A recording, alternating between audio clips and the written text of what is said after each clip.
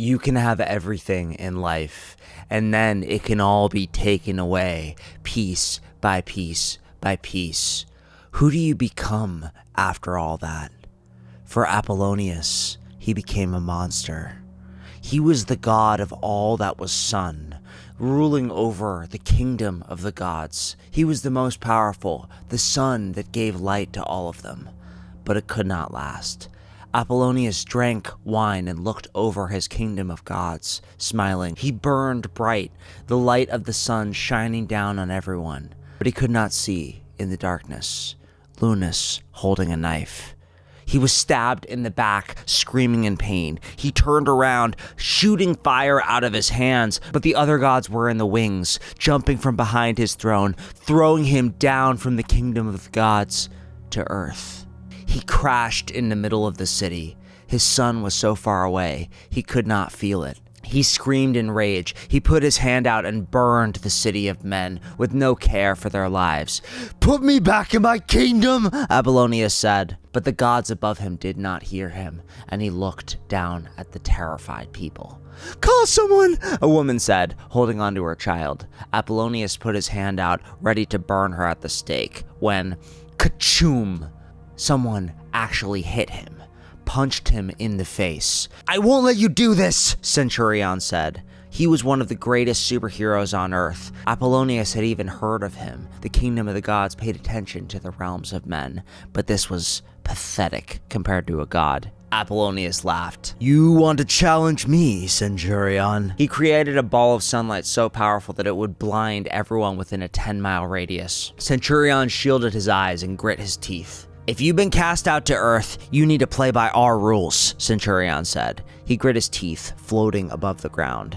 Apollonius would teach him a lesson. He would teach him the brightness of the sun. He flew up, drew upon the sunlight, and shot a giant beam of sunlight towards Centurion, but Centurion was faster. He juked out of the way, suddenly out of the range of the sunlight, which ripped through a building. "Do you see what you're doing?" Centurion said. "There were people in there!" Apollonius laughed. "Humans are like ants to me, but Centurion screamed in rage. He punched Apollonius in the face, up high above the city. Apollonius couldn't believe that he could even be moved, let alone punched above the city. He whirled around looking for Centurion when Centurion grabbed him by the neck and flew him far outside the city. "You dare do this?" Apollonius said. He burned brighter and brighter and brighter, but Centurion kept pushing him away from the people. Apollonius turned on all of his sunlight powers, but he couldn't feel the well that was normally there. Something about being outside the realm of the gods. He was losing strength faster.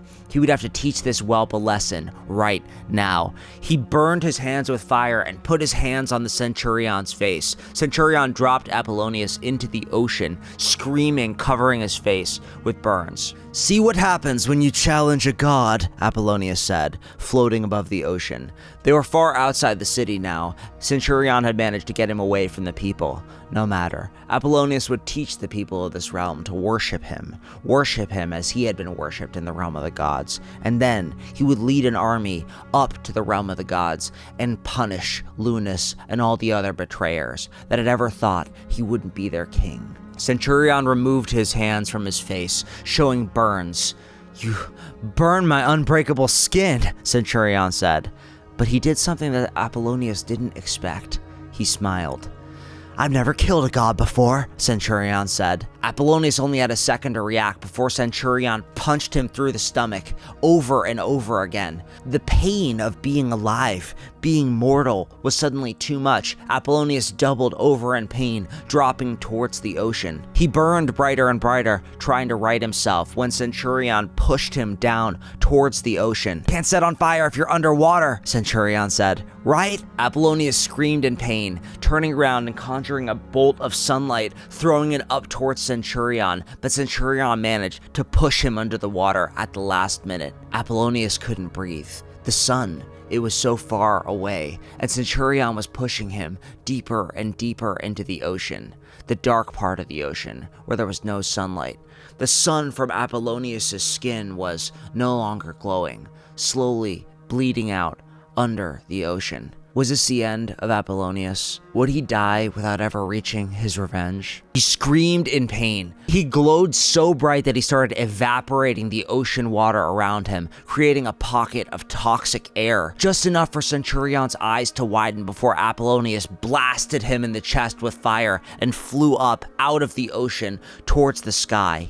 The sunlight rejuvenated him, and he felt ready for another fight, as Centurion, battered and broken, flew into the sky to face him. "You still fight?" Apollonius said. "You have fought well, human.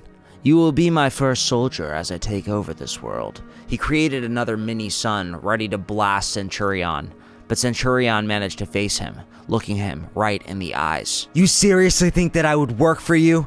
I don't care if you're stronger than me," Centurion said. Apollonius blasted fire, but Centurion was faster. He broke Apollonius's elbow, making the shot go wild, and Centurion grabbed Apollonius by the neck, holding him high above the ocean. He felt Centurion's super strong fingers press into his neck, and Centurion's eyes glowed. "I've got all of humanity on my side to fight for. The gods cast you out. Who are you fighting for?" Apollonius felt it, the black clutch of doubt around his heart. But it was too late. Centurion punched him down again towards the ocean, and this time Apollonius fell down towards the ocean. He could fly, he could generate more sun, he could rule over this world, but how would he rule over this world? Who would he be a god of? People that feared him? People that conspired to betray him, just as Lunas did? Is that really all Apollonius could ever do? When he hit the water, Apollonius felt it, the reason behind why he was betrayed. He was never truly loved. He was feared. He felt his sunlight start to go out. He could fight, but he no longer wanted to. He sunk deeper and deeper into the ocean. Maybe this was the end for Apollonius. Maybe this was... Centurion pulled Apollonius out of the water, flying him towards the surface. "I'm taking you where you won't hurt anybody," Centurion said. "Why are you helping me?" Apollonius said. Centurion shook his head. "Because that's what heroes do. You were going to let your flame extinguish. You had no care for anybody except yourself. You would just die down there if it wasn't for me. I couldn't let that happen. I have to save all life that I see." Centurion shook his head. His face was still burned, even if it's someone who hates humanity as much as you. They put him in a facility that drained his sunlight. He was drained so thoroughly that the flames on his body that were normally there were completely absent, revealing his golden skin. Centurion visited him every single day, brought him books, told him about humanity. Apollonius always viewed humanity as unchanging, selfish, endlessly weak, but over time Centurion proved to him that it was the human's belief in him that made him special. After years, Apollonius felt the guilt. "How many did I kill that day?" Apollonius said. 270, Centurion said. "It would have been a lot worse if I hadn't gotten you out of the city." He smiled a bit. "But don't worry." "Why?" Apollonius said, feeling the guilt of all the lives he took away. "Because you're gonna save a lot more," Centurion said. "Trust me." Apollonius felt his strength return in the middle of the night. He opened his eyes. The power that normally drained him from the cell was not working. He heard screams from outside.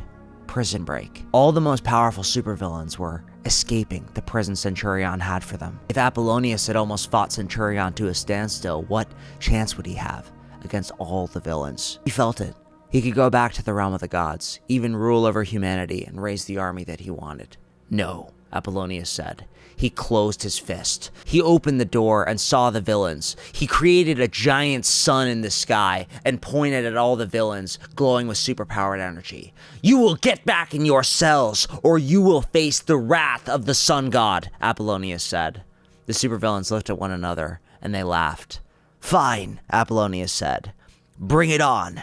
They came at him with everything they had. Creatures made of darkness, supervillains that could move faster than the speed of light, giant monsters that could rip buildings apart with their bare hands. Apollonius defeated them all in the prison hallway, one by one by one, drawing on the sun energy, but motivated, stronger, faster, because he was fighting for something, fighting for the same thing Centurion was fighting for, fighting to keep these villains locked up, to keep humanity safe.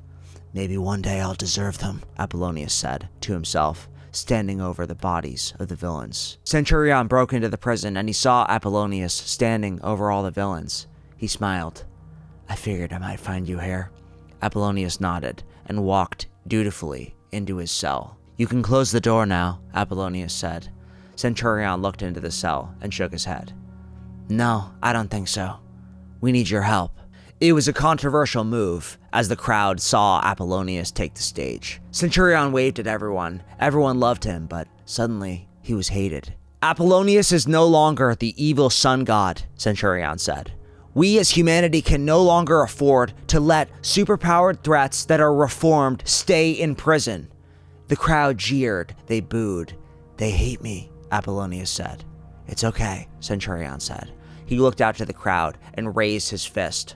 From thenceforth, Apollonius will be known as Sunset Man, and he will fight every single day to protect humanity. He smiled, turning towards Apollonius, and nodded. Tell them. Apollonius looked out at the crowd. He knew how he would address them in the realm of the gods. He would command fear, respect, project an image of strength. But looking out at the people that hated him, looking out at the people that were ready to boo and jeer and hiss at a moment's notice, Apollonius felt tears run down his face. I don't deserve your forgiveness, Apollonius said.